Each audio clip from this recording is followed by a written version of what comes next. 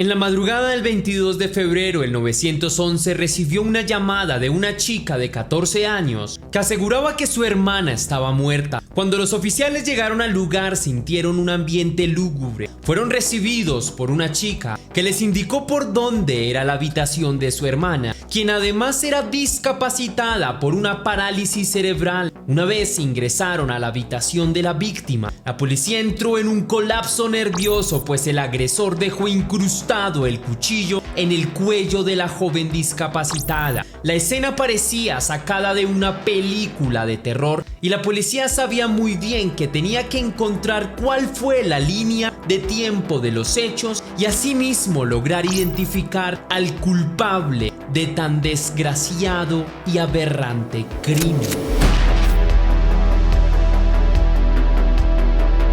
Antes de iniciar, quiero enviar un saludo a Marilu, que me escribió: hola Tess, escucho tu canal por las noches mientras trabajo. Se ha vuelto muy agradable trabajar de esta manera. Me gusta la forma en la que presentas este tipo de contenido porque lo presentas con delicadeza y empatía por los familiares afectados. Muchas gracias, mi leyenda, por tu bello mensaje, lo recibo con humildad y gratitud. Gracias por verme, te envío un saludo muy especial y gracias por permitirme ser tu compañía en tu trabajo. También quiero agradecer a Lili, que me escribió: gracias, me gusta tu contenido, me manda saludos a mí y mi amiga Eileen. Un gran saludo para ti y tu amiga Eileen, les envío un beso inmenso y deseo que las cosas vayan de maravilla, cuídense mucho y les deseo una feliz semana. Ahora sí, la pregunta del día de hoy es: ¿has tenido alguna experiencia fea con algún familiar?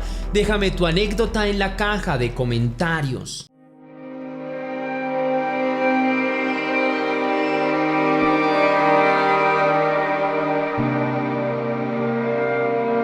El domingo 21 de febrero de 2022 había sido un día totalmente común y corriente en casa de la familia Miller. Al llegar la noche, la familia, conformada por los padres Mark y Mary y las dos hijas Helen y Claire, se sentaron a cenar en la mesa tranquilamente. La cena no estuvo demasiado animada, pero en ella tampoco reinó el silencio. Los integrantes de la familia habían cruzado palabras unos con otros como símbolo de una cortesía familiar bien lograda. Una vez la cena terminó, Mark y Mary ayudaron a su hija mayor, Helen, de 19 años, a llegar hasta su habitación. Luego de esto le pusieron la pijama y la acostaron en su cama. La razón por la cual sus padres tenían que ayudarla en esta y en la mayoría de sus actividades era porque ella padecía de parálisis cerebral desde su nacimiento. Mark y Mary daban todo a su hija y le deparaban todos los cuidados que la joven necesitara. Esa noche salieron del cuarto de la pequeña y se retiraron a su dormitorio luego de despedirse de Claire, su hija menor de 14 años. Mark y Mary conciliaron el sueño rápidamente. Es muy probable que Helen también quedara sumida en un profundo sueño luego de que sus padres abandonaran su habitación. Por su parte, Claire se quedó despierta en su habitación. En casa de los Miller el silencio reinaba. Apenas unos cuantos murmullos inaudibles para todos los integrantes de la casa salían de la habitación de Claire. En la habitación de Claire, la situación era diferente si se contrasta con la tranquilidad que reinaba en su casa. La joven caminaba maquinalmente de un lado a otro por su habitación.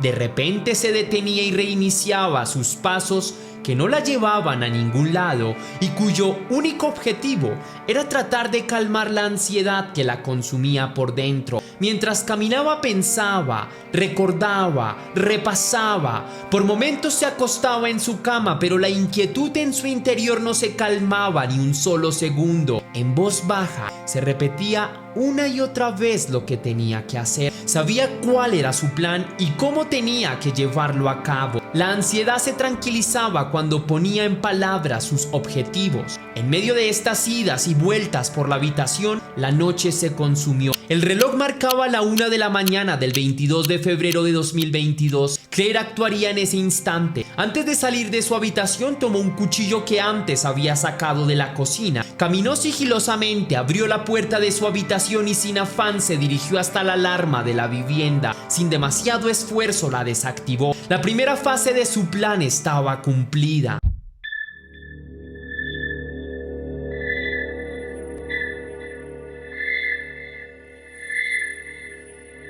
A continuación, Claire avanzó hasta la habitación de su hermana, a la que se introdujo con mucha cautela para que ni sus padres ni Helen se despertara.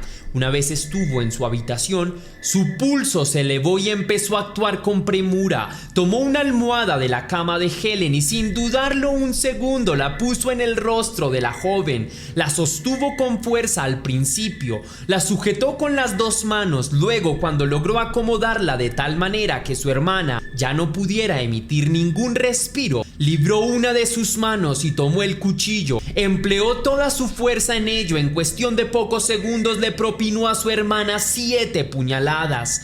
2 fueron a parar en el rostro de la joven, otras 2 en su pecho, una en el mentón y las últimas en el cuello. Tras la última puñalada dejó el cuchillo clavado en la humanidad de la indefensa Helen. Del cuerpo de Helen brotaba sangre de manera abundante. Nadie en casa la había escuchado, de eso estaba segura. Incluso la había sorprendido lo rápido que todo había tenido lugar.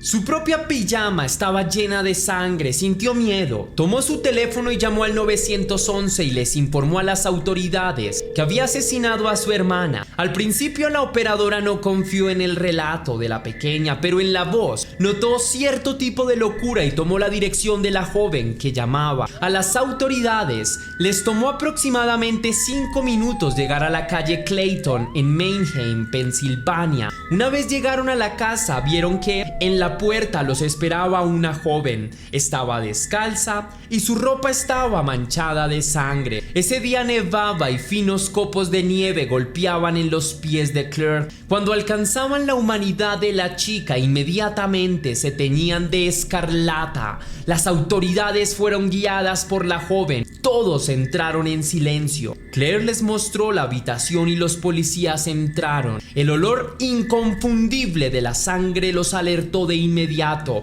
Las sábanas blancas teñidas de color rojo les hizo pensar en lo peor. Luego de dudarlo durante unos segundos, uno de los oficiales levantó la almohada. Helen tenía un cuchillo clavado en el cuello. La tranquilidad y el silencio que todavía reinaban en la casa se rompió como por arte de magia. Una magia negra que llevó a las autoridades de inmediato a comunicarse con paramédicos. El silencio alertó a Mark y Mary, quienes hasta ese punto seguían sumidos en el sueño más profundo, como si el dios Hypnos se hubiese apoderado de ellos y solo hasta ese momento hubiesen levantado el velo del sueño de sus ojos. Al principio sintieron miedo y nada más al abrir la puerta de la habitación se encontraron a bocajarro con varios oficiales. No entendían nada de lo que sucedía. A partir de ese momento todo fue confuso para ellos. Les contaban una historia que era de no creer, pero que comprobaron cuando llegaron hasta la habitación de Helen. En ese momento la joven todavía se debatía entre la vida y la muerte. El llanto y los gritos de dolor hicieron temblar a la casa.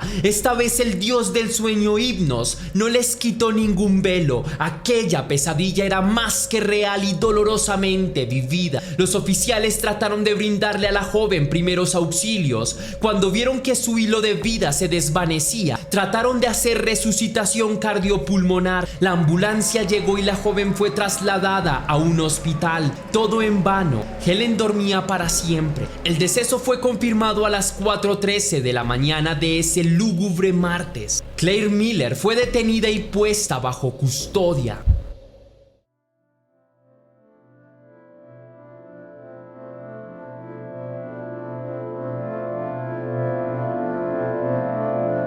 Esa había sido la tragedia, pero ¿cuáles eran los elementos que estaban detrás de ella? ¿Por qué una joven de 14 años había decidido repentinamente acabar con la vida de su hermana enferma? Para responder a estas preguntas, es preciso remontarnos a la historia misma de la familia Miller. Mark y Mary se habían conocido en su juventud y habían logrado entablar un vínculo estrecho y marcado por el amor. Ambos eran personas llenas de ambiciones y con ganas de salir adelante. así que trabajaron duro para poder lograrlo. Los esfuerzos dieron sus frutos y los Miller lograron ascender social y económicamente e instalarse con solvencia entre la creciente clase media estadounidense. Luego de la estabilidad económica, el deseo de convertirse en padres se materializó el 11 de mayo de 2001 cuando Mary dio a luz a Helen. El momento más esperado para los Miller no fue como ellos lo habían esperado, pues un doctor les informó que Helen tenía parálisis cerebral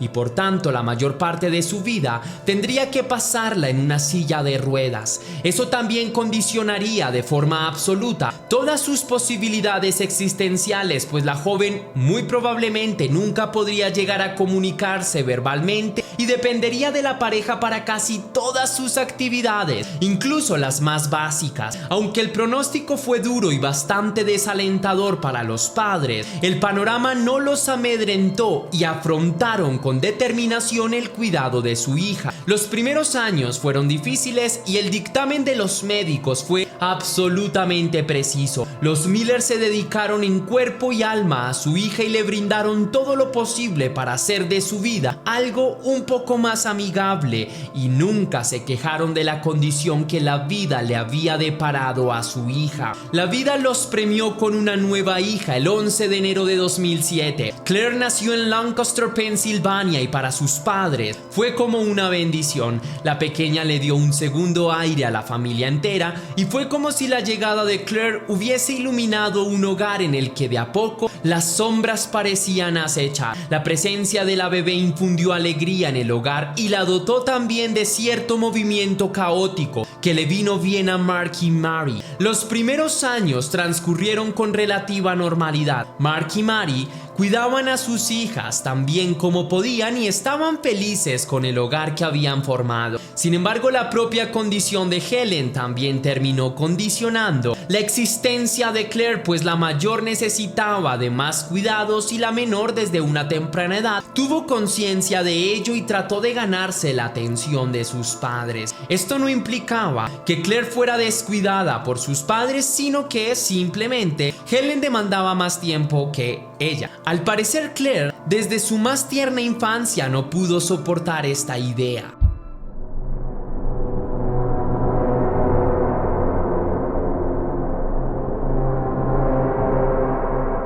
Por razones naturales, Helen nunca pudo asistir a colegios convencionales y tuvo que asistir a colegios especiales en Filadelfia. Claire asistió con normalidad a la primaria en un colegio privado. Ya durante esa época era evidente que Claire no soportaba a su hermana. Era evidente que sentía cierto desdén por ella. Incluso en ocasiones parecía no tolerarla. Aunque Mark y Mary veían esta situación con cierta preocupación, no prestaron demasiada atención. Era casi obvio que Claire tuviera este tipo de actitudes. Además, no era una pequeña indisciplinada y mucho menos grosera. En primaria fue una excelente estudiante y ocupó muchas veces los mejores puestos académicos. Era reconocida por ser respetuosa y también por ser responsable. Cuando ingresó a la secundaria, empezó a cambiar bastante sus actitudes y gustos. Por una parte, se aficionó a los animes, mangas y en general a la cultura japonesa. También se aficionó a las redes sociales, pasaba días enteros frente al computador y el celular. Con sus nuevos gustos también cambió su forma de vestir y de comportarse.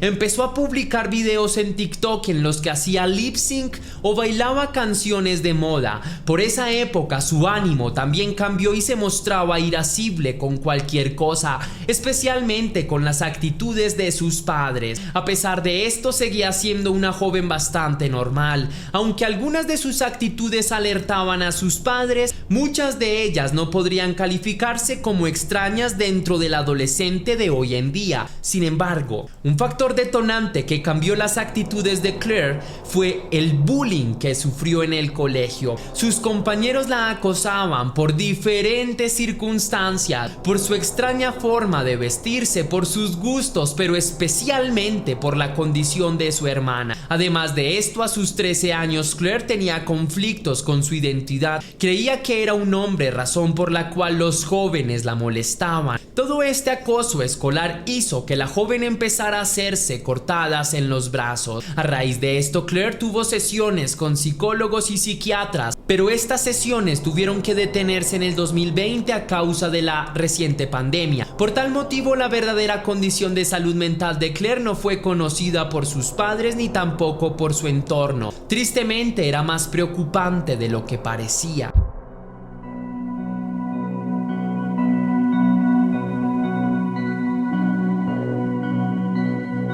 A pesar de que Claire se había vuelto irascible en la mayoría de aspectos, su relación con respecto a Helen había cambiado drásticamente. Ahora se mostraba interesada en ella y trataba también de cuidarla y brindarle cariño. Una de las cosas que más la molestaban era cuando alguien hablaba mal de ella o cuando sus amigas venían a casa y la actitud de ellas cambiaba ante la presencia de Helen. Muchas veces Mark y Mary habían escuchado a su hija hablar por teléfono en su cuarto, a veces hasta acaloradamente, y quejarse de la situación de Helen. Lo cierto es que Claire no hablaba con nadie. En realidad, la joven había empezado a padecer de alucinaciones tanto auditivas como visuales. En las alucinaciones que tenía, Claire escuchaba voces que le hablaban sobre su deseo de matar o de hacer sufrir gente. Poco antes de la tragedia, la joven le expresó a una de sus amigas que tenía deseo de hacer sufrir a animales o a cualquier persona que tuviera enfrente. Estos estados eran motivados casi siempre por sus alucinaciones. Sin embargo, Claire también tenía otra faceta que parecía estar en las antípodas de esta versión que quería causar dolor. En un mensaje que le envió a una de sus amigas, decía lo siguiente, refiriéndose a su hermana: odio cómo la trata la gente y que ella vaya a pasar su vida en un asilo que la tengan que atender. Nunca se va a enamorar de nadie, nunca tendrá hijos, aun si quisiera. Muchos de mis amigos están incómodos cuando estamos con ella. Esta parte de Claire se mostraba preocupada por su hermana y se mostraba solidaria con ella. Sin embargo, como en el caso de Dr. Jekyll y Mr. Hyde del escritor Robert Louis Stevenson, entre las dos pulsiones que latían en el interior de Claire, la parte negativa ganó mucho terreno a causa de que la joven no recibió un tratamiento médico adecuado. Su pulsión más perversa finalmente se apoderó de ella aquella madrugada del 22 de febrero de 2022, cuando acabó con la vida de su hermana.